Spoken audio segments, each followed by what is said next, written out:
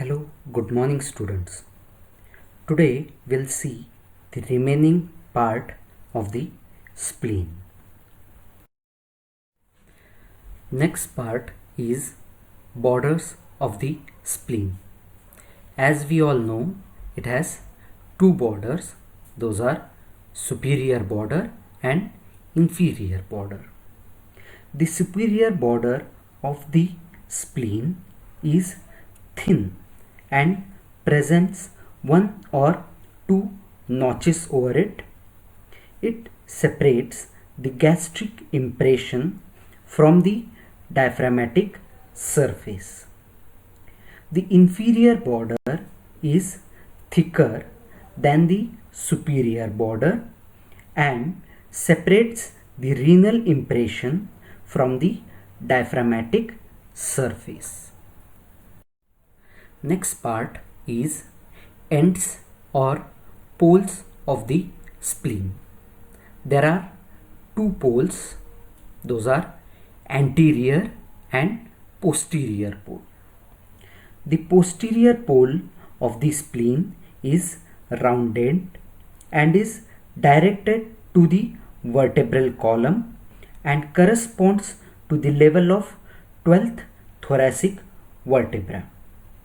The anterior end is broad and expanded and lies opposite to the level of the third lumbar vertebra. Ligaments are the structures because of which the spleen remains at its place or it is stabilized at its place. There are three ligaments from different organs towards the spleen.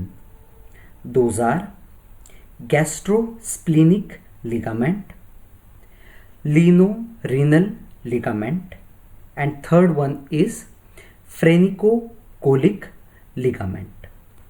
The first ligament is gastrosplenic ligament. It is a short fold of peritoneum that connects the fundus of the stomach with the spleen and contains in between its two layers the short gastric and the left gastroepiploic vessels.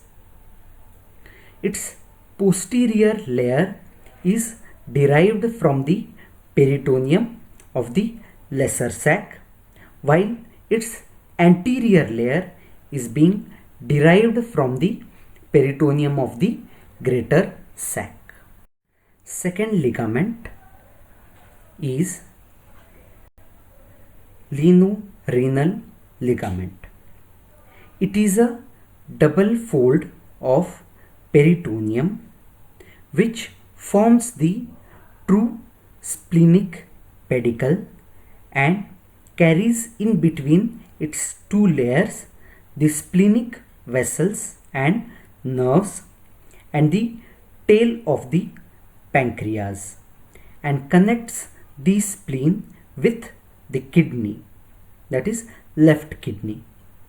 Its posterior layer is derived from the peritoneum of the greater sac, while its anterior layer is derived from the lesser sac. The third ligament is phrenicocholic ligament. It is also a short peritoneal fold that connects the left cholic flexure with the diaphragm and supports the anterior end of the spleen.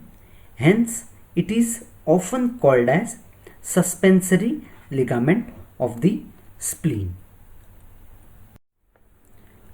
The blood supply for the spleen is derived from the splenic branch of the cholic artery and the venous drainage is from the splenic vein which unites with the superior mesenteric vein to form the portal vein. The nerve supply to the spleen is by the splenic plexus derived from the colic plexus and receives its fibers from the sympathetic and parasympathetic, that is from the vagus nerve. The lymphatics of the spleen. The lymphatics draining the spleen consists of trabecular and perivascular lymph vessels. The trabecular lymph vessels communicate with the subserous lymphatics and join with the perivascular lymph vessels at the hilum. The perivascular lymph vessels begin in the lymphoid tissue and in the walls of the blood vessels and emerge at the hilum with blood vessels and then join with the trabecular lymph vessels.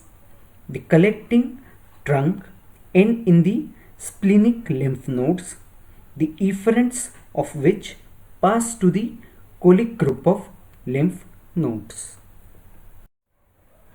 The last part is applied anatomy. In applied anatomy, first is rupture of spleen.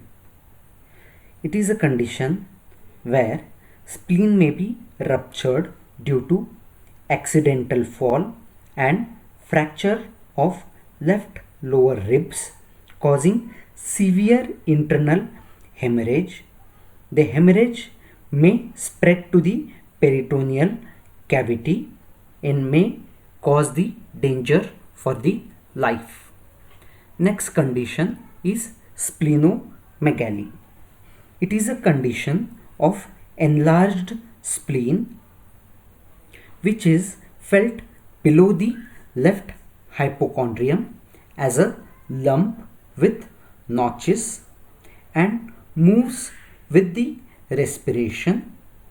Splenomegaly is commonly found in cases of malaria, Kala Azar, portal hypertension, Hodgkin's disease, hemolytic anemia, and in many other blood related conditions.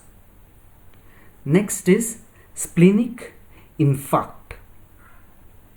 It is a condition where a wedge shaped splenic tissue is having an infarct inside, or it damages because of the blood clot inside the end arteries which are present inside the spleen because of any embolism or any thrombosis gets lodged in the arteries of the spleen.